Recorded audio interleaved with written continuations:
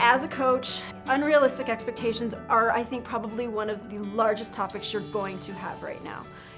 The reality of the situation is you have mom and dad and you have coach. And you have to, as a coach, respect those family dynamics, the school and that family culture. Kids are overbooked. They have a tendency to get very one sport oriented. And we as a coach have to remember that we have these kids again for an hour and a half a day, but it is only an hour and a half a day.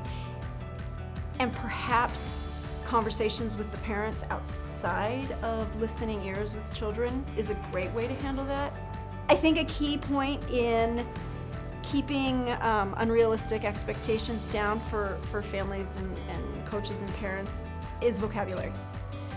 Instead of necessarily saying, oh, so-and-so won this race, or introducing something along those lines, we need to be very careful in the vocabulary that we choose. The other thing I think that's very helpful is, as a coach, to immediately, in your coaches or parents meeting, to discuss with parents what your definition of success is and kind of understand what their definition of success is.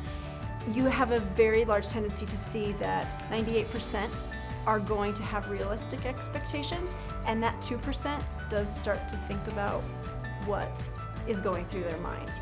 They either realize that this might not be the place for them, this might not be the program for them, or they will come and approach you and say, hey, listen, my kid wants to be like this, and that opens up that opportunity to have a conversation with that family. It's interesting because when I was younger, I never referred to swimming lessons as swimming lessons. I got to go swim. And I never referred to track as track practice. It was, oh, I gotta go run track.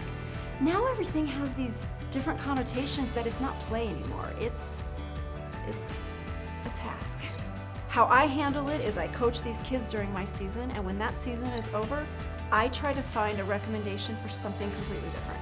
So if we're gonna have 6 to 8 weeks of Landsharks running, I'm gonna give them an agenda of swimming afterwards. Hey, I know this swim club over here. We're working a different body part. We're not on our legs the whole time. So if you have a basketball player or you have something along those lines, hey, go try lacrosse. This is a great season. The kids are still moving, they're still active. They're not necessarily completely overworking their bodies, their minds, their emotions in the same sport continuously. Bottom line is they're kids, and if they are not having fun, nobody's done their job.